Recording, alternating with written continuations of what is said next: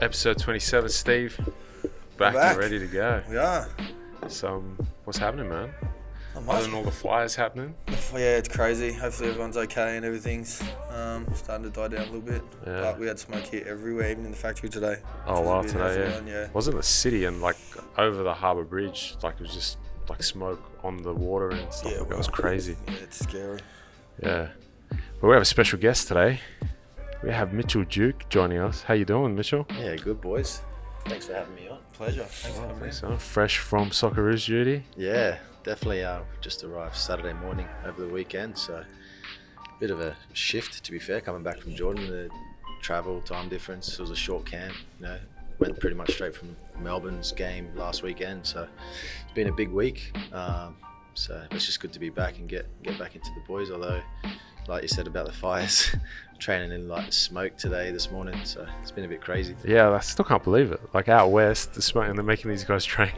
Yeah, it's absolutely crazy. It was literally like where I was coming from, southwest, and coming into the Blacktown International Sports Park. It was like a wall of smoke, almost going into the haze, and like thick, man. It was actually probably made our breathing a lot harder, obviously, as you can imagine, doing some small-sided games and things like that. But It's like a high altitude training. yeah, honestly, it was. Yeah, But just worse for your felt a lungs. yeah, I felt a lot more tired, definitely in the small-sided games. But you got to do what you got to do. You got to prepare for the game. So that's it. Yeah. Well, we're going to just kick it off with just go through your career and like how you started playing football and to where you are now. So, what age did you start playing football? I started when I was young, man, 4 years old. So pretty much just got thrown into the sport and just kept pushing through. And then there was obviously a point where my parents had given me the decision, because I was playing also cricket at the time, and gave me the choice if I wanted to continue with soccer, cricket, if I was just over sport in general. They obviously like very supportive regardless, and I just fell in love with soccer and I wanted to keep going. And at a young age I was pretty much keen to be like, I want to be a professional. So yeah, just stuck through. So to it, to be how honest. old were you when you decided that, I would probably say I was like 12 years old. Like that was when I was kind of like a rep young cricket player as well, and they were starting to clash with cricket and soccer, and I just chose soccer. Like it was an easy decision, Okay. So you played rep cricket as well? Yeah, at a young age. I was playing like 3 years ahead of me under cricket. Batter or bowler? So bowler. Yeah. Well, I Spin? was actually an all-rounder, to be honest, but I was a fast-paced bowler and decent batter. I was like fourth batter as well. So Yeah. I used to be pretty good at a young age, but there was no chance that soccer was going to be second choice. So and worked out well at the end of the day. Yeah, so what was your first club like you played like seriously? Yeah, I'd say Blacktown City. Yeah. How old were you then? 13. That was when pretty much started like the top. There was like a top division from 13s onwards. Yep. Then went there, Parramatta Melita for a bit, then went back to Blacktown City, and then went to Central Coast Mariners youth team, where I stayed there for a couple seasons, did well, and then integrated myself in with the first team. Yeah. How was that, like transitioning back then? Yeah, it was tough because as a youth player, I played 2 seasons in the youth team for the Mariners, got golden boot, I think both years, or I was like second runner-up in the second year. So I'd scored quite a few goals, and I was competing with pretty much Bernie Abini. He was kind of my obviously teammate / competition. After my first year of getting golden boot, he actually got the contract before me. Second year, and then second year I did well again, and then did that. Got my contract at the age of 21, so I was quite an old player if you consider some boys, professionals at 18, 19. Yeah. So I was at that tough, pretty much last year to make it as a professional. Oh, wow. Was that like a scholarship deal or youth pro? Or was that No, full pro? it was a 2-year professional deal, Yep. minimum wage. But yeah, so obviously I was so old, and I was on a youth contract training full-time football with the first team as well. Yeah. Because they had selected like me, Anthony Caceres and Jimmy Oates at the time, to train full-time, even though we were only youth players. So we were on like youth wages, which is peanuts, to train full-time. So you couldn't commit to a full-time job either. So it was a tough couple of years to commit to, and What were the youth wages then for? it was only like Mariners? $700 a month. Yeah. That's So big. I think it's Mate, big. and I was living down in Sydney, so I was travelling all the way up to the Central Coast every day for first team training, finishing at about 12, and then I had about 3 jobs like to Yeah. juggle to try and obviously get an income. I'm one of 9 kids in my family, so Wow. Wow. I didn't have the luxury of mum and dad just kind of Yeah, throwing your cash. supplying all the cash, you know. So yeah, it was crazy time, and I was close to pretty much giving up football in my final year. I actually started an apprenticeship Oh, wow. electrician, and I got 10 months into that before I got offered this deal. So yeah, I'd committed to already like life after football really, because I was turning 21, and on my 21st birthday I actually signed my contract. Oh, that's nice. So lucky enough, otherwise I was ready to just bin it and just be like, you know what, I'll play NPL and work full time. So yeah, it wasn't an easy journey, but No, I'm glad congrats. you kind of stick it out if you want it that bad, I guess. Yeah. So what was at that time? What position were you playing mainly? I would bounce between winger, striker, Yeah. and I pretty much have done my whole career up until this date, other than a couple of years in Japan. I was a wing back. Oh, Yeah, right, when I was okay. in the J League the first couple of years. So yeah, but I've always been an attacking minded player. Yeah.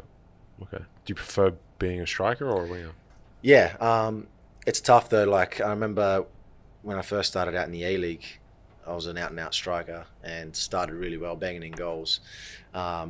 But then the second year, if you don't score in those couple of games, especially when you're young and you're not too sure how to deal with it, you know, if you don't get scoring the first few games, it can get hard with your confidence, your mindset, the mentality, and you can build up all this pressure on yourself, especially after I had so much success in the first year, and then you know we had lost our experienced striker Daniel McBreen, who had got Golden Boot that year. Yeah. We won the championship that year, and then the following year I pretty much had to kind of take the reins as a 22 year old, and I struggled with that little bit, you know, to try and learn how to be the number 1 striker. And I only scored 3 goals that year, which was tough for the confidence side of things as well.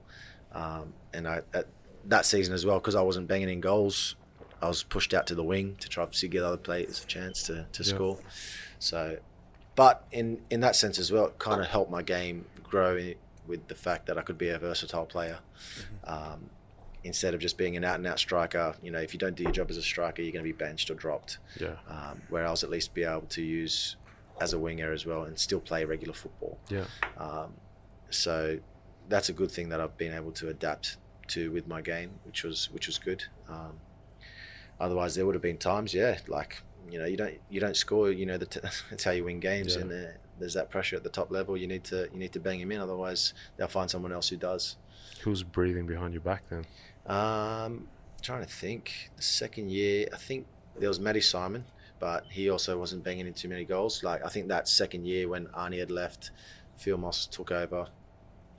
We had a couple of young boys as well, Bernie Abini, who came in and started banging in a few goals, but we didn't have too many that were banging in crazy amounts. But we, lucky enough, had a decent defense still, Yeah. and we still finished second, I think, that year.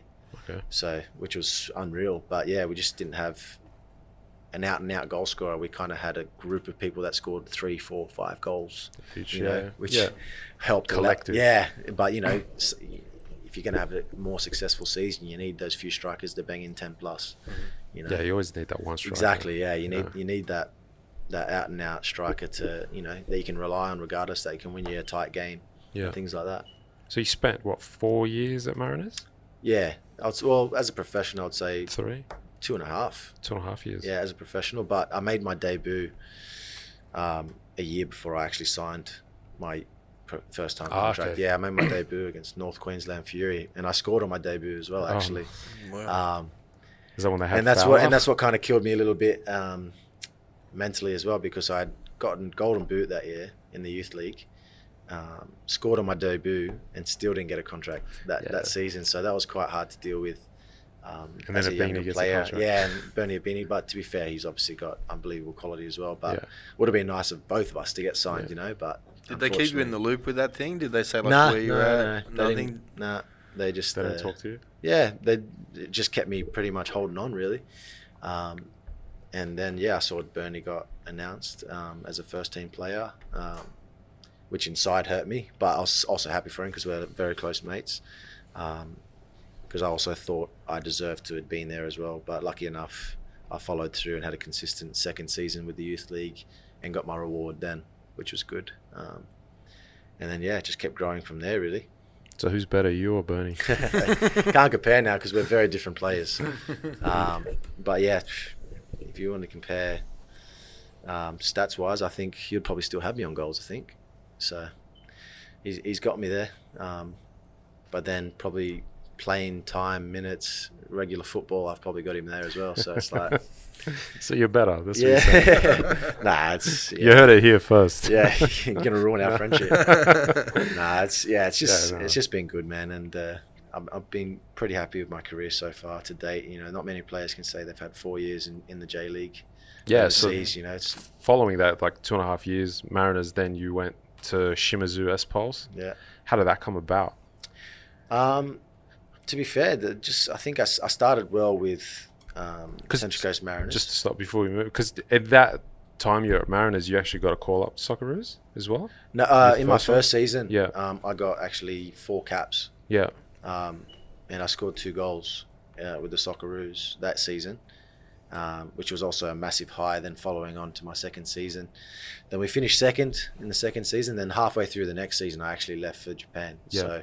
So, up until only last year, it was like a 5-year break in between caps. Yeah. So, there's a massive gap there, which was funny enough. I feel like I was a better player playing in a better league, more consistent football. You're not getting a call up. In the J League, and didn't get any caps during that time, which was quite bizarre. But then it also comes down to the fact that I think Ange Postecoglou had his own players and his own plan, unfortunately for me. But you got to cop that on the shoulders as well. How was it when you first got your first call up? Who was the coach then? Buzzing. It was Holger Osick, actually. Were you expecting a call up, or I'd actually... They speak to you about They spoke to me earlier because I was actually in a camp. It was just a training camp. Yeah. And they looked at me there, and then they pretty much said how happy they were with me in that camp, and that the next game that we get, which ended up being the East Asian Cup tournament, you will be definitely calling you in just as long as you stay fit, kind of thing. So, and they kept to their word, and I did. And then I got 2 goals in 3 games there in that tournament. And then even a bigger call-up was against Brazil, even though they pumped us 6-0. But for me as a young player to come up against players like Neymar, Marcelo, Ramirez, Hulk, like all those players was just, mate, absolute shell shock, to be fair. But all those like little experiences is what you live for as a footballer. Yeah. So. Okay, so back to it. So you got the call up for J League 1. Yeah, they came to... My agent actually didn't tell me. They came out to watch a couple games. And I think what a lot of people will find if they become professional footballers or if they get their chance, it's all about producing at the right moments and, getting that opportunity. And lucky enough, my agent didn't tell me a word. He said nothing about them coming out to watch me. They watched 2 games of my A-League season halfway through when I left, and lucky enough, the 2 games they came to watch, I scored a double and I got an assist in the second game. Beautiful. During the season that actually Mariners, we were struggling. That was pretty much the start of their descent to their recent 4 or 5 years down low. So I left pretty much a sinking ship, really. And lucky enough, they came to watch the 2 games that I kind of I'd only had one goal in 12 or 11 games. Yeah. And then they came to watch the 12th game, and I scored a double, and then I got an assist the next game as well, and did really well. So it's all about timing and opportunity. Yeah. So lucky enough though, because I haven't looked back since. Yeah, and how was it when you went to Japan? The league. That was the biggest wake up call of my career for sure. With the quality, sharpness, intensity, the professionalism of how a club is run. Also coming from Mariners, who don't have the biggest budget as well. So I went from there to quite high up in a short amount of time, and I think it took me about 6 weeks easily to adjust. I went straight from halfway through an A-League season into their pre-season, and mate, I couldn't keep up in their pre-season. Wow. Couldn't keep up with their touches, and they were obviously it's just starting their preseason, so these guys would have been a tiny bit unfit, mate, and I was chasing shadows for a good 5-6 weeks until I got the hang of, I just needed to make sure I played to my strengths. I couldn't keep up with them technically because I just had to accept that they were better than me technically. Yeah. And I had to know what I could bring to the table and just back myself in that area. But also saying that I grew into being a better footballer technically and things like that, obviously. So, but which took time. But, a lot of players that you would probably see go to the J League, they might only be there for 5-6 months and then they end up coming back to Australia because it's such a cutthroat league, and they have so many quality players to choose from. If you don't bring something different or something important to the table, then they'll either replace you or you won't play. And I definitely didn't expect to be playing 4 years over there because I'd seen what I felt like better players go there, like Nathan Burns, McGlinchey, Mitch Nichols, and players like that who I thought had great technical ability and decent footballers only last 5-6 months or just not play in general. Yeah. So I definitely didn't go there with the biggest of confidence, but 4 years later I can look back and say I played over 100 appearances for Shimizu Pulse and be pretty happy about it. Yeah, because your first season you played a fair few games as well. Yeah, I think I played 31 of the 34, and 2 of those reasons, the other 3 games was 2 suspensions and an injury scare. So other than that, I would have played the 34 out of 34. So you hit the ground running there. Yeah. Who was the coach there at the time? It was a Japanese coach, actually. We went through two that year because we didn't have the best. Because you got relegated that year. Yeah, we got relegated that year. So we went through 2 coaches that year. Can't actually remember their names. No, that's all right. Tasaka and Naomi. What was it? What was the coaching like over there? And especially, was there a language barrier for you? Yeah, definitely. That added to the experience as well. I was living stuff? through a translator. Yeah. I had 4 coaches in my 4 years there, and 3 Japanese coaches and 1 Swedish coach. And obviously, with the Japanese coaches, I had to live by a translator that sat next to me during team meetings out there on the field, explaining the drills and everything like that. So to hear everything kind of third hand, like through another person, what the coach exactly wants, was a bit of an experience and an adjustment. But it all adds to playing overseas in those kinds of leagues. And I think it helps you kind of grow and become better and more understanding in certain situations as well. So, you kind of just got to accept the learning experience and all the different things that come with playing overseas, especially in Asian countries as well. Yeah. So how was it? Because then you got relegated. How was that season? Because you didn't play too many in the J2. So I did my ACL after round 6 or round 7. Oh wow. So that was tough. I started off the bench the first 3 games, worked my way back into the starting team, and started 3 games, and banged the goal in my first start. And then round 6 I did my ACL after that. So that was a bit unfortunate, but lucky enough the boys kept on having a successful year and we got straight back up into the J League. So, how was doing the rehab in Japan? They were actually really good. So I actually did my surgery and a good chunk of my rehab back here. So they were very supportive, knowing that obviously I was a foreigner in a foreign country, couldn't speak the language. They know that I would need family and friend support mentally. Yeah. And they were very supportive of that. They sent me on two flights, like here and back, for a good 6 weeks shift of doing prehab here. Oh wow. So, and I think that helped me massively, mentally especially, because it's obviously ACL injuries are such a long process to come back. So you need that support, that emotional support. Yeah. Because physically you can't do too much in the first 3 months of an ACL injury. So, they were very good and supportive, and lucky enough, I actually came back only 5 months after my ACL. Oh wow. Yeah, came back playing after 5 months, and I think all that had helped with the whole process. So, lucky enough, I was able to come back at the end of that J2 season. Didn't play any more competitive games because I think they wanted to secure me because they had re-signed that year. Yeah. Which is surprising as well, because players who do serious injuries like that in Asia don't really get given a second chance. No, but they had seen what I've done previously and they loved me, and they gave me a 6-month extension to start the new J League season following year, and again pretty much started every game that season and did well, and then I got another 1.5 year extension. So It was all a pretty crazy process, and ups and downs, promotion, relegation, a serious injury, and yeah, still survived. So it's Yeah. pretty good to look back on, to be honest. How was like the atmosphere playing in Japan? Atmosphere is unbelievable. Every week in, week out, you're playing in front of crazy fans who, they're all active supporters. Like the whole crowd is always bumping. Like regardless of which end of the pitch, all around the stadium, everyone's singing, chanting, bouncing up and down, getting involved. Walking out into the stadium, everyone's got their scarves and colours up. Who they support. And then you go into some bigger clubs in the J League who have 60,000 supporters there, as well. Like just for a regular J League game, instead of you'd be lucky to get there 10k here in the A League, So it all added to it, to be honest, and it's just an amazing experience. So to look back on that is just crazy, and I miss it, to be honest. Yeah. Yeah. What was like your highlights there?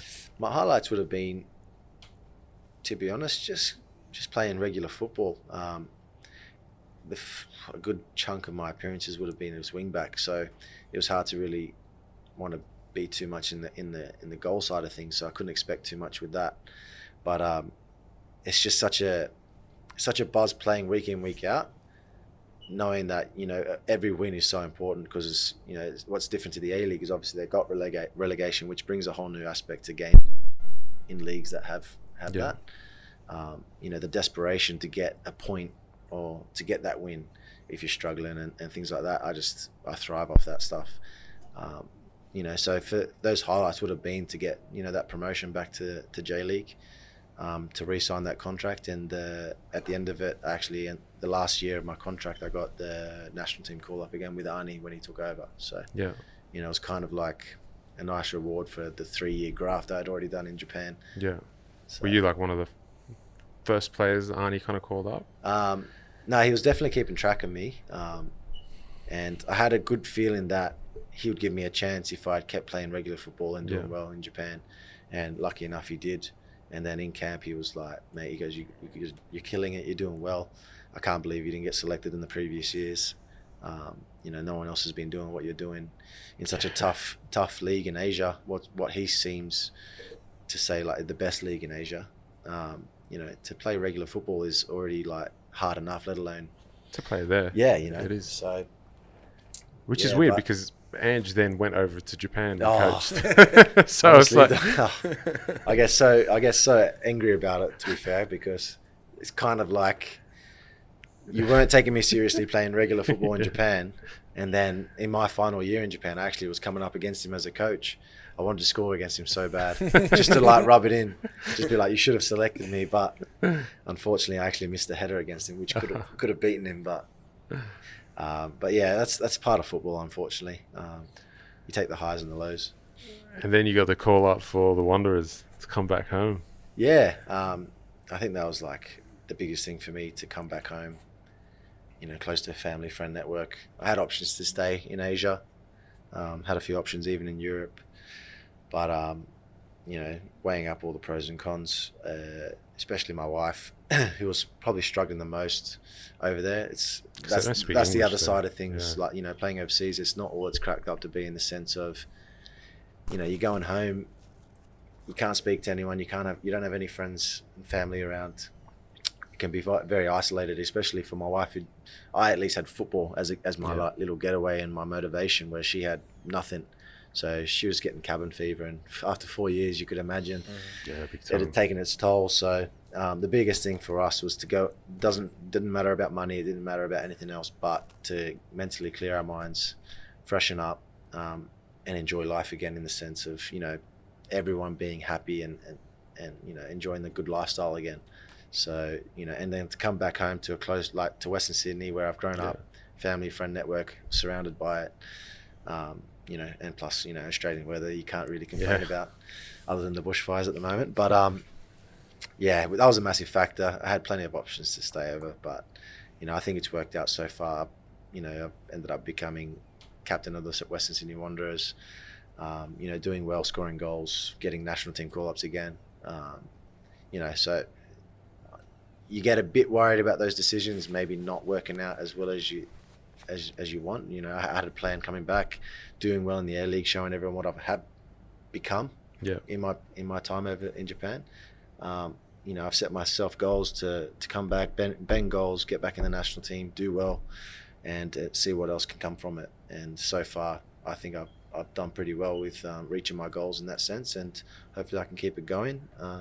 And also get some success, maybe lift some trophies as well while I'm back. Were you worried, Wanderers coming in for you? Their kind of state last season wasn't good at all, and prior to that was not but good. I think I had such a different perspective about it as well. So I was like, I actually saw it as more of a challenge in the sense of, I can actually come back and even make more noise. If you're going back to a successful team, you can maybe just slot in, and just go along with the groove kind of thing, where you're like, these guys are not doing too well. Maybe I can be a shifting part of, towards something better, or, get some wins and do well and get some success back at the club. And I can be a big factor in that. And that was kind of my plan as well, to come back and try and make some noise and, and show everyone what I can do. And I feel like I've done a pretty good job of that so far. Hopefully I can keep growing and getting better. Also taking up a leadership role as a captain. Did that come as a shock to you? Yeah, it did a little bit, because I never saw myself as a captain, really. I've never been the most verbal player. I always try and positive reinforce my mates and stuff like that. But I've always been a leader through my actions, in the sense of just giving 100% my energy, never giving up, regardless of what's going on the pitch, and things like that. And the boss and the boys at the club actually saw that as obviously a good trait to have as a captain. And now I'm trying to obviously grow into that role as well and become better in that sense, leading the boys verbally and not just with my actions, but also, help pump the boys up mentally and have that positive reinforcement. Does the coach have extra responsibilities he gets you to kind of take up now you're captain, or not really? I wouldn't say too much in the sense of in regards to the change room or on the pitch or anything like that. It's more what I found becoming captain. There's so much more stuff with media outside of it, having to talk to all these journalists and all this stuff all the time, doing things like that. So, but other than that, I've not wanted to change anything too much about me. I think, you shouldn't really change who you are. You've obviously been selected as a captain for who you are and what you do. So I didn't see too much reason to change any of that, which is good. And the boys know what to expect from me, which is good. So, and the boss actually got the players to do the vote. So, oh wow, okay. Yeah. So it's player selected. So so you paid off, which I think, which I actually take more as a compliment, to be fair, other than just the coach kind of choosing you. It comes from the boys. So to have that sense of coming from the change room. Mm-hmm. The boys are who you go out and play with on the pitch. So, I think that's a massive compliment for me, and I think it's one of the highlights of my career to be a captain and leading an A-League team. Western Sydney Wanderers, such a big club, and hometown as well. So, and the first season at the new stadium as well. Yeah, it's been a comeback at a good time for sure. Yeah, you started off well as well. Yeah, definitely. I think our squad on paper is one of the best squads I think Wanderers have probably ever had on paper. I think we've just been struggling to find our groove in the sense of playing style and things like that. But if there's one thing you can see compared to the last few seasons, is our mentality and our physicality is a lot better. Mm-hmm. We're not easy beats anymore, and we play it out to the 90 minutes.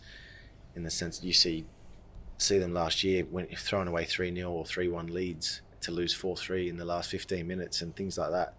That won't happen this year, and you could already see that, where we've had the backs up against the wall and we still find ways to win, instead of last year finding ways to lose. So that was the biggest thing that stood out for me, obviously, as a Wanderers fan. The last couple of years have been hard, and then seeing you come in last year, putting those shifts in that you were, and just that passion and bringing it back, and that's something that was lacking.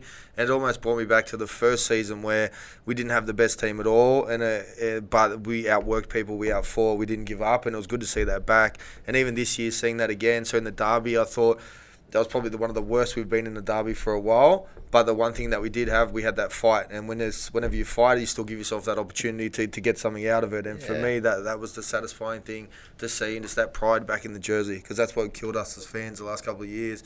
Just seeing people there and not putting challenges in and things like that, especially how things were for us. So it was refreshing to see, and it's been positive this year to see that along the way. Yeah, definitely. I think, and a lot of people can see that, which is awesome. And we take that on our shoulders as well. You know, that being at the Wanderers, you take a certain expectation. Mm-hmm. You know, they've had so much success, Wanderers, early on in their, when they started out, and now for us to actually, as well, there's no excuses this year. Mm-hmm. Where the last few seasons, I think there was a bit of a cop-out saying, obviously, we had not had a home ground, didn't have the best training facilities, and now we've got both. We've got our home ground back. We've got amazing training facilities now. So that's two major excuses out the window. Mm-hmm. So it's now just up to us to give back to the fans, to the club, and get back to where they belong as a club. You know, the Western Sydney support base is probably the best in the A-League if you want to compare. And they deserve for their loyal commitment as well to get that success back. And it'd be unreal if we could pay that back this season. Our first season back at home, and lift the trophy all together would be amazing. So it's exciting times, I think. Yeah, 100%. I think that's all that the Wanderers fans ask. Obviously, from the area, being from here, working class people, we just want people putting in a shift and working for the shirt and doing that as long as they give their best, and then that's it. We're not expecting to win every game, and that's what killed us the last couple of years where that wasn't happening. And like I said, to see that now, it's refreshing to see. I still don't think we've been great, but it's been good to see. Yeah, and that's the funny thing as well. Like, us players, we know we also haven't been playing great either, our football style. But we've been finding ways to win, and that's what the fans have also been happy about, and that's what's kind of exciting for us as players, because we know the quality we have in our team. So if we're getting results while we're also not playing well, it's going to be scary to think if we start clicking and connecting with the ball, well. then we could really start doing some damage. It's just about making sure we start to click quicker, sooner rather than later. Otherwise, you can start to get punished. Teams will start working you out. They can't just fight to win games now. They've got weaknesses here. Where if we can kind of rectify that, I think we've got a great squad to kill it this year. Yeah. So another thing they spoke about when you were in Japan, so Caitlin Ford, when she was in, she spoke about her time in Japan, and she came from here thinking she was like a good player, exceptional, went to Japan and she was like, what is this? Just realised that, and she said it was a turning point in her career, just like technically how far she was behind, and then that's what stirred her in to seek extra training and things like that. Was there something over there that you were doing? Was it either spending more time at training before or after to work on your technique to try to keep up, or was that all through like the team sessions? Yeah, I think a massive difference over there, like I said, with the professionalism. You've got no limitations with your work. So if you want to do extras, you can do whatever you want, and they will supply the people, goalkeepers, any personnel you want to help better yourself. So for me, you ask for extra shooting practice, they'll give you a goalkeeper, they'll give you this, they'll give you that, and the time to do it.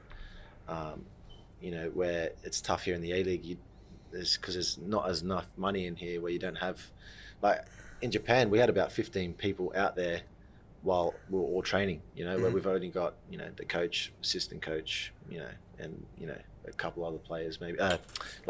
We've got 3 that come out with us, really. Yeah. So where in Japan, you have about 10 people. So they're just people everywhere willing to help you and give you that extra work. Where also here, it's almost hard. You train for an hour and 10 minutes, say, to do any extra work. They're like, nah, don't do any extra work. You've had enough today. You're like, try and load management and stuff. Where over there, there's just nothing. They're like, you can do whatever you want. If you want to better yourself, it's up to you.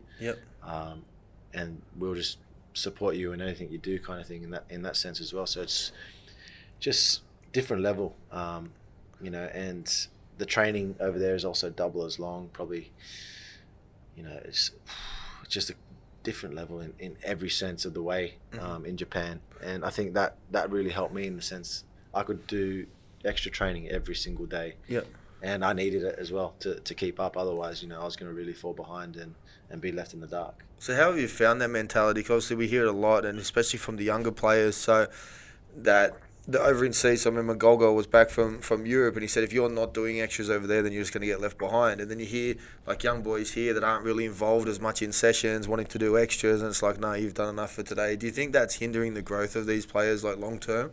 I think so. I think that gets quite frustrating for me, because I even remember being at the Mariners before going to Japan, and you would ask, especially as a striker, you want to be doing that extra work finishing.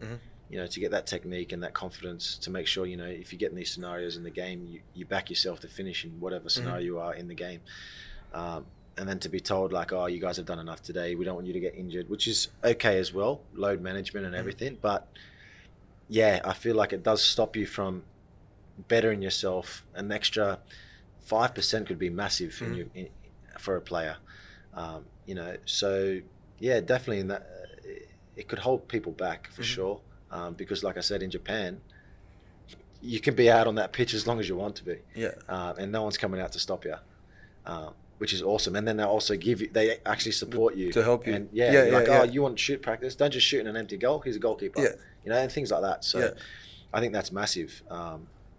And I think that's the best way to grow is, you look at players like Ronaldo and you hear the stories of players that have played with him saying he's a machine. He's always the first one there, last one to leave. There's no secret to why he's where he's at and the player he is, because he's worked for it and he's doing those extras. You can't just be happy kind of being at a certain level. I feel like you can always better yourself. 100%. And that extra work is what gets it. So because it's across the board here in Australia, and that's a problem. And I think it's something that needs to be looked at or explain the reasons why it's happening, because it's limiting the ceiling that players can grow to, and especially the young players that understand if you're 30 plus or whatever, and they're trying to manage to keep you on the field. But these are young boys not getting touches, not involved, and they're not playing. So like this is one thing they can still do to continue to develop, and it makes it hard. Yeah, definitely. And it's tough as well. Like you don't want to be told, if you feel like you got more in the tank and you want to better yourself, you should be able to just do that extra work, and they should support it. And then there's the other ways, like obviously if you're carrying any kind of niggles, be smart, don't be silly and just shoot balls erratically. So there's that balance of being smart about it, but at the end of the day there's got to be that support system to do extra work, because it's those extra percentages that actually get you maybe grow as a footballer, become better, and maybe step up another level. Yeah. So, because I found it really interesting, even with Rowley last season when he was sneaking in here mid-season, and he's like, we're not doing this. Is when he'd been put on the wing early doors, and just he couldn't remember from being in Ajax they had a set properly to kill the ball, and it was like astronomical. It was like the level that you've played and things like that, and like we can't do this at training, we can't do it at training. I thought that was unbelievable. Yeah, that's it. And like I said, like there's obviously that level of balance, but I think if you got players asking for extra work, that's give them what they want. You don't see it as a negative thing. See it as like, wow, that's going to benefit us. And I can understand obviously trying to look after certain players, because you'll need them for the game. You don't want them to be tired or risk injuring themselves shooting. But I think you got to take that risk, because I think the benefit outweighs the risk. 100%. So if you're a striker and you're getting more shots on goals, you score more goals, you win more games. That's it. Like brain surgery. Being like, all that extra shooting, actually, instead of worrying about a possible injury, you're buzzing about an extra 10 goals for the team or something like that. So, I think that's a certain thing in Australia that we could work on, because as well, like, and understand as well, we train at a tough time, but after being away in Japan, there's kind of no excuse to it, because Japan summer's brutal as well. It's like a sauna. And we do like long, intense training sessions for 2.5 hours, and then still after that, you'll see players doing individual extras. Crazy. So it's like there's kind of no excuse to it, but hopefully, things get a bit better. Australia's obviously trying to grow, and I back that we'll get there one day. It's just a few little things that obviously need to be fixed, and things like that are one of those. Yeah. Sure. So talking of those 2 and 2.5 hour sessions, what would they be made up of? Mate, you'd almost get everything in each session. So you'd get a massive warm up, probably 2 or 3 passing drills, possession drill, and then it'll either be small sided games, large size games, or a bit of both.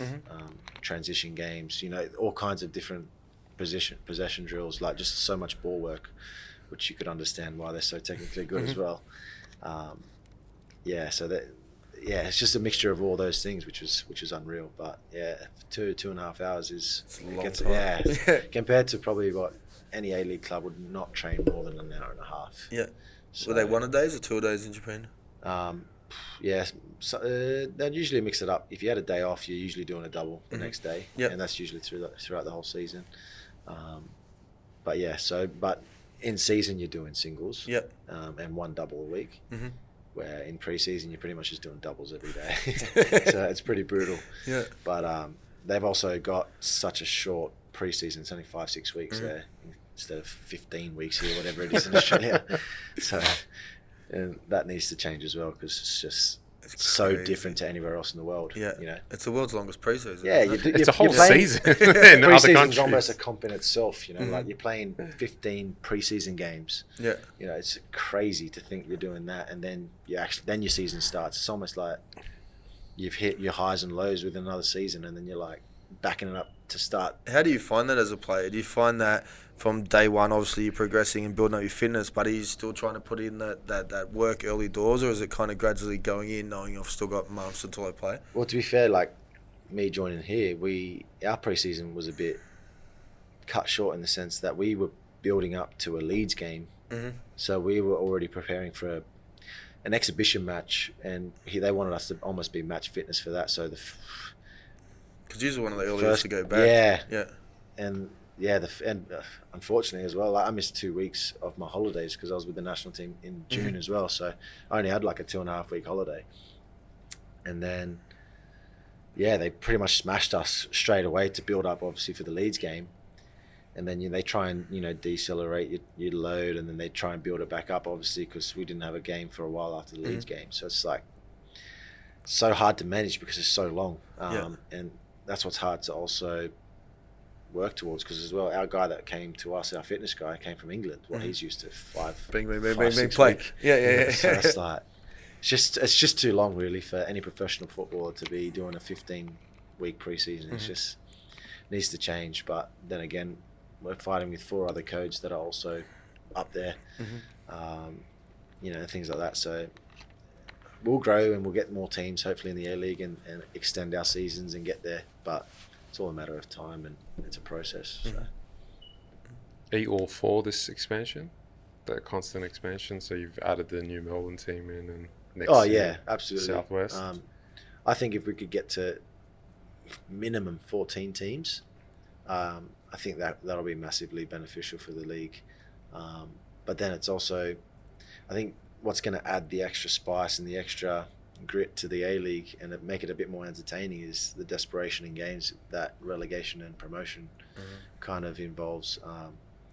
Because when I first arrived at the Wanderers, there was a sense of obviously negativity, but then there was that mindset was like, oh, we'll have a better year next year when we get our stadium, and that, like, you can't do that in a like you could be relegated.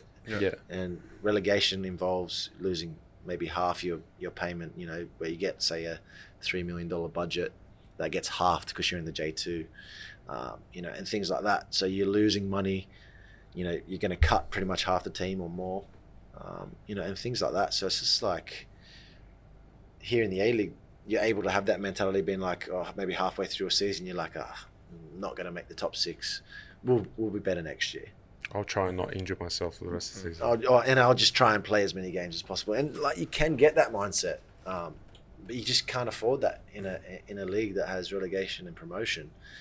And that's why it's so entertaining over there as well, is that you're going out, imagine coming up against top of the table, and you're fighting for relegation, and you just pull a performance out of your ass and beat the top of the table for a relegation battle for yourself. It's just the fans, everyone gets involved, the passion involved. It's like what you kind of live for as a footballer and you fight for. And it creates that extra something about the game, I think, which the A-League could do with, I reckon. So, I know we're in the process of obviously building up a second league, and get to that promotion relegation level. And I'm excited to see how that can work out, and I think that could add another flavour to the game. Yeah, it's exciting. Do you have questions? Lots of questions. But yeah, you spoke about it from the mentality point of view, and I think that's a big one as well, to say, like, every single point means something, every single game. So that's your mentality every time on the field. It means that. Whereas here, potentially, you're going and like, meh. Yeah, you could already easily, like, almost. I hate to say any professional would ever have a mindset to give up on any kind of season, because every time you go out, you want to win. But it's that extra desperation, that extra level of, like, you can't afford to just have a bad game. You can't. it just takes you to a whole nother level, I think. And the entertainment level from the outside neutral standpoint is amazing.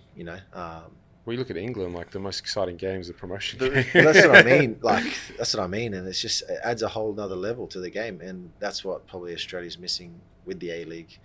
I hope it gets there one day soon enough.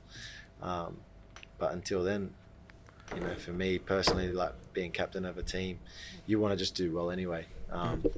And I've got massive passion and determination to lift trophies with these boys at Wanderers. So I hope it happens. Yeah, that's it. All right, so we'll get into it. Who is the best player you've played with or against? Against would have to be probably Neymar when I played against Brazil in that 6-0 loss. Did you kick him? I tried to, and he actually bounced off me and ran away with the ball. I'd easily say him / the whole Brazil squad. Mm-hmm. And then played with, I'd have to say, probably Peter Utaka. He's a Nigerian international player in my first year in Shimizu Earthpulse. And he's just an out-and-out top striker, top goal scorer. The year he left us, he ended up getting Golden Boot in the J-League. Mm-hmm. And I'd seen that. He only scored 9 goals with us, but he obviously didn't have the greatest team behind him. But I'd seen the things he'd done with the ball, how he finished the ball, his composure, his mindset with the game, and how he played the game was just massively beneficial for me to see and learn off, for sure. What inspired the split celebration? Actually, the boys, they could see how flexible I was just doing I just sit there and stretch and do certain things. They'd be like, far out, you're flexible. And I'd literally do the split stretch just to open up my hips and stuff. And then the boys are like, oh, you got to do that as a celebration. And I just ran with it. And then got the opportunity, scored against Melbourne City and just ran to the flag and did it. So had mixed reviews, but probably 70% positive. Thoughts on the RBB and on game day? How important is it to have them at Bankwest? They're a massive part and a massive factor of being back home and bringing that atmosphere. And I think they've also helped us through, especially, say, the derby match where we had our backs up against the wall. Sydney FC, they've not won too many derby matches in the previous years, so there was that whole level, but they pushed us through. They yelled crazy, created a crazy atmosphere. And they're in games like that, they can be the extra percent. And the RBB really set the standard, I think, in the A-League with the active support, for sure. Yeah, 100%. Feeling when you got called up to the Socceroos last week? Massive. I get proud, and it's just probably the biggest honour you can receive as a professional footballer. You want to represent your country. I'm a massively proud Australian. So every time I get that opportunity, especially for me, knowing I'm not a regular player by any means for the national team, so every selection is massive, and I definitely don't take it for granted. I know I did when I was younger. I got 4 caps in my first year as a professional, and it wasn't until 5.5 years later I got my next one. So I didn't think there would ever be something like that. So you just got to take it, each camp, each opportunity you get, and you just enjoy it as much as you can, because you never know when the next one's going to come. Did you almost expect that after you got your first 4 so early in your career? To say this is something that's going to continue to happen? Yeah, definitely. I think you do. And then you just, obviously inconsistency can play a part in non-selection, which I wasn't prepared for. And then you also build a certain pressure on yourself when you're younger, thinking, well, I did that, got all these, got the national team call up, had success with the Mariners winning the championship, and you think that's just going to continue, but it actually doesn't come by as easy as you think and as regular as you think. And I learned that the hard way, knowing 5.5 years later I wasn't going to get my next call up. So now I just treasure each moment I get, and could be the last, you never know. Yeah. As a youngin, how did you handle taking criticism from coaches and how to overcome it? You kind of just use it as motivation to prove them wrong. I know that's quite cliche to say, because I'm sure every player at some point has received it. But I've always said about myself, I've never been the most flashy player, the most talented or most technical player by any means. And I copped plenty of criticism. I got rejected by Westfield Sports, trying to play, at the sports school there. I'd been rejected by Sydney FC youth team. So I've had plenty of rejection. I've been told at 13 I was never going to be good enough by one of the coaches at Blacktown City. Couldn't read the game. You know, I had plenty of negativity, and I was only a bench player up until I was probably 16. You know, so you kind of use that as motivation to prove people wrong, and you just got to. Have you ever run into any of those people and just yeah, yeah. And yeah, one of them's actually a scout for Central Coast Mariners now. And I like to rub it in, and you keep doing that, and I know they'll wait for that moment for you to slip up, but you just don't want to give them that satisfaction. You keep enjoying that success you can kind of build for yourself, and rub it in their faces saying you were wrong. Yeah. This is from Jordan O'Doherty. Who is the worst dressed? Answer carefully.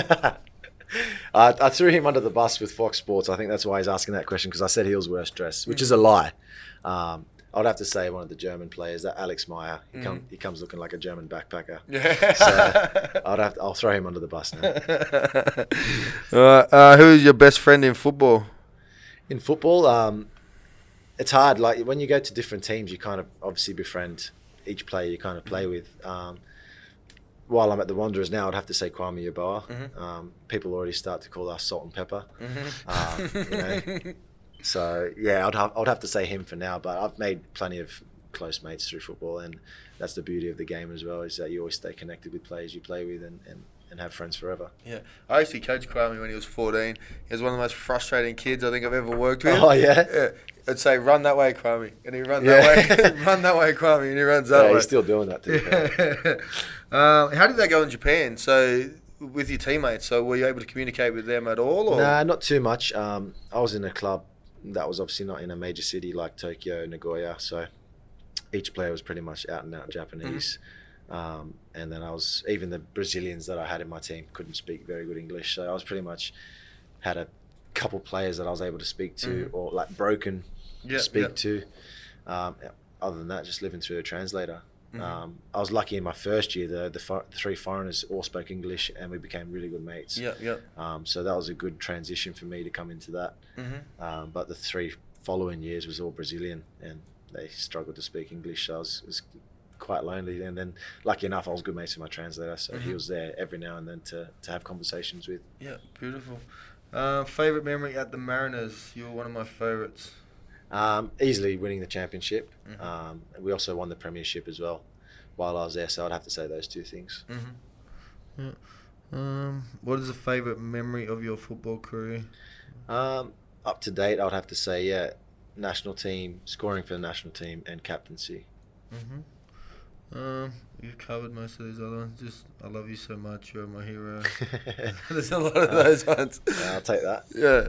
So how does that find? So obviously you've seen in here tonight. So a lot of the boys are in here very often. Some get recognised, some don't. Not many get mobbed like you do. Like, is that a regular thing? Obviously with the success that you've been having so far. Yeah, not too much in Sydney. I think because Sydney's such a big place, you kind of just like fade into the background. But what I experienced in Japan was crazy, because obviously I stick out like a sore thumb with just Japanese people, tall white guy in a city that there's not many foreigners, so I was quite easy to spot, and yeah, pretty much every time I would go out of my house I would get asked for photos, signatures everywhere I went, so which you kind of want to enjoy, because it doesn't last forever, you know, and I learned that already, so I try and give everyone the time of day, because you know when your football career is over, you know, they just move on to the next one. So you want to just enjoy the fact that you've even got that kind of support fan base, if you want to say that as well. So I just enjoy being a footballer. That's the plus side of it, and you know, using your platform to also bring positivity into other players that either want to make it or that just enjoy the sport. Yeah. I got one last question. What do you see now from when you were a youth player compared to the youth players coming up and down now? Are there differences that you see, whether it's in the attitudes, the mentalities, or whatever it might be? I think we're quite lucky at the Wanderers. We've got a great bunch of youth players. I know if you kept track of their youth success they've had in the few years, I think we've definitely got some of the better bunch. But you definitely notice the mentality is a lot different, I think. I think I was one of the last generations that came through kind of that tough, you don't bite back to any older players, otherwise you're going to cop it kind of thing, where now, don't want to smash the young generation at all, but not that there's a sense of entitlement, but there's there's players that definitely think they know more than what they actually do, either think they're better than what they are. and things like that. So that can be quite frustrating when you genuinely say something to try and give them positive criticism. Yep.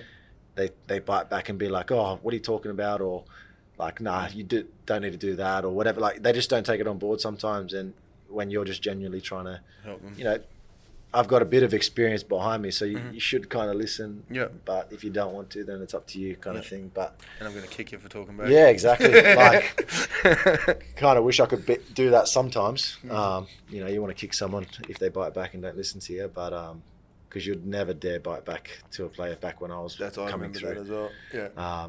Because you won't be lasting long on the pitch. You'll be getting kicked off it. So, that's probably the biggest thing I could see it changing for sure. Yeah.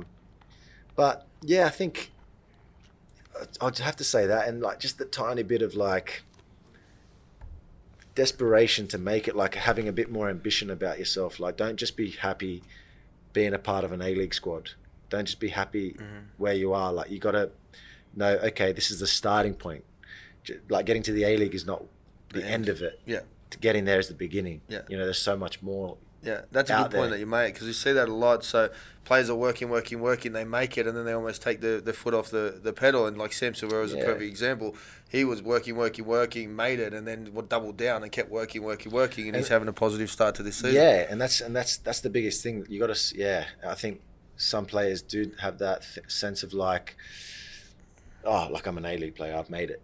And that's nowhere near the case. Because first of all, okay, you got your first team contract, but you've done nothing, mate. Play regular football, make some noise, have consistency in your career. Then you can start to talk and, and test yourself at maybe possible at other higher levels as well. There's so much more out there in the world of football, especially trying to maybe progress from the A-League. Don't just see it as the final target. You could see it as a progression.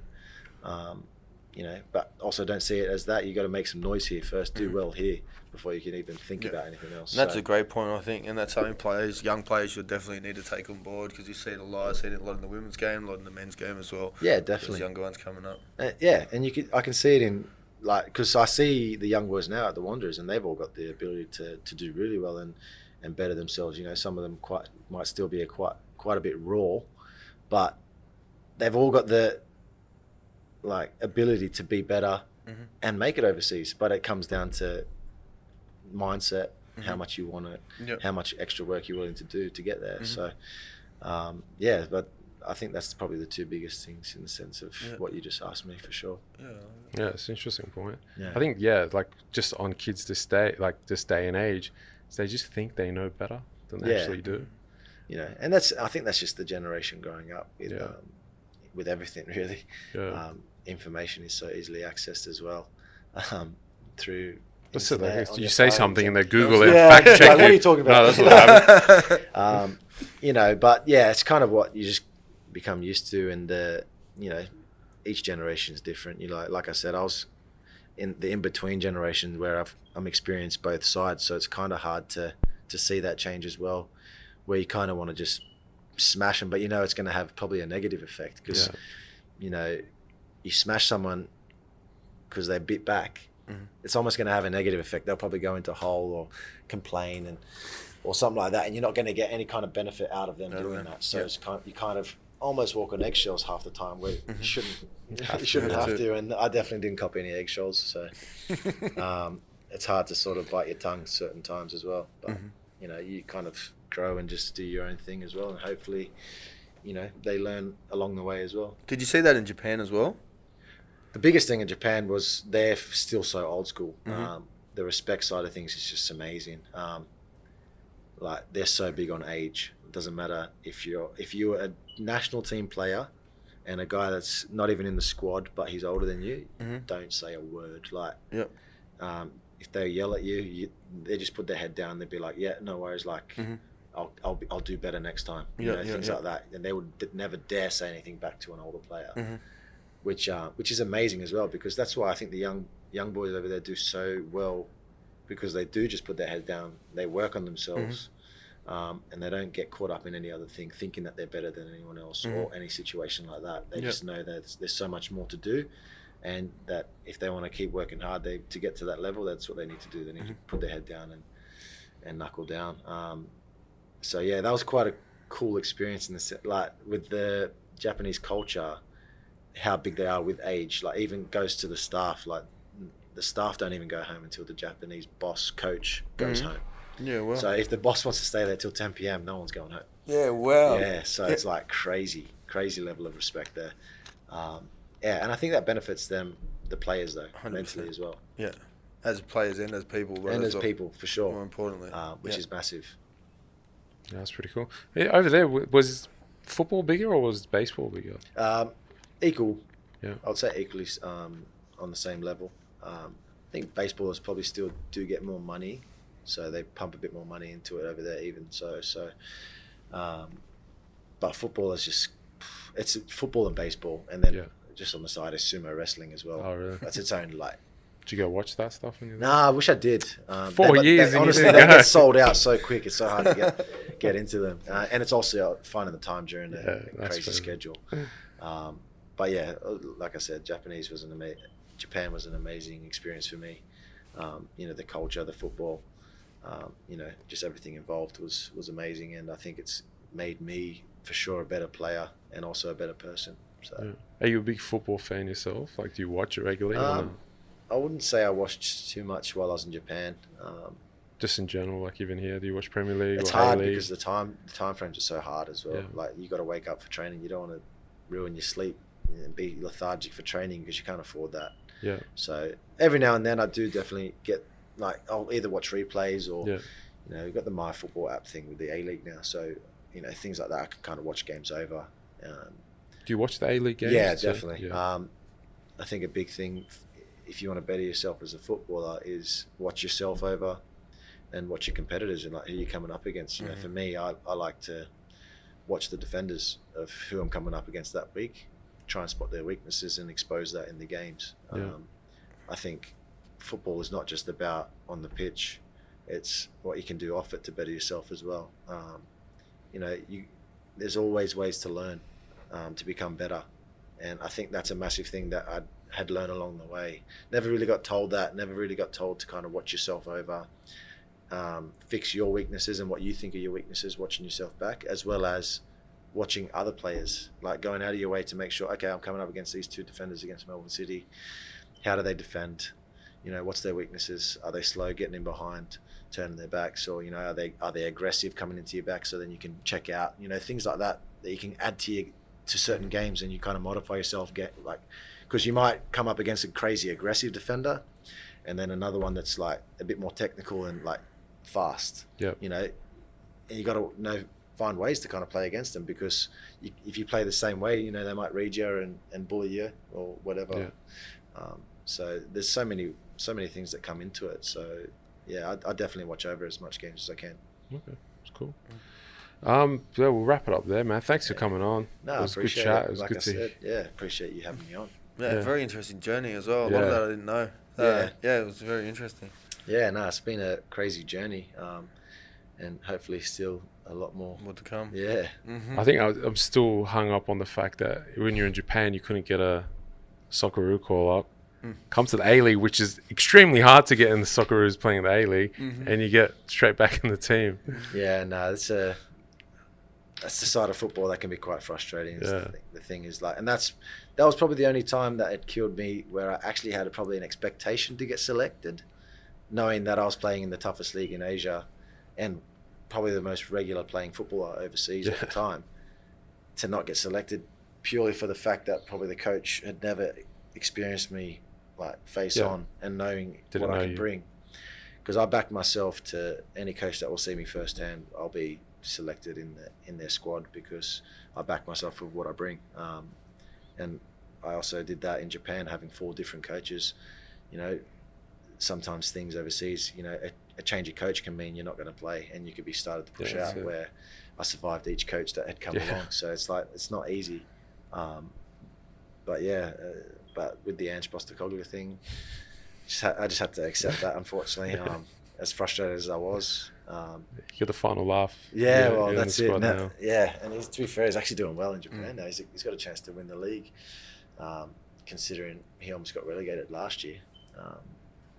which I kind of wish my goal could have done that. But it's good. But like I said, it all makes you kind of better. Yeah, definitely. Yeah, but again, thanks for having me on, guys. No, I thanks really for coming on. enjoyed the chat. Yeah, Stevie. Until next time. Oh.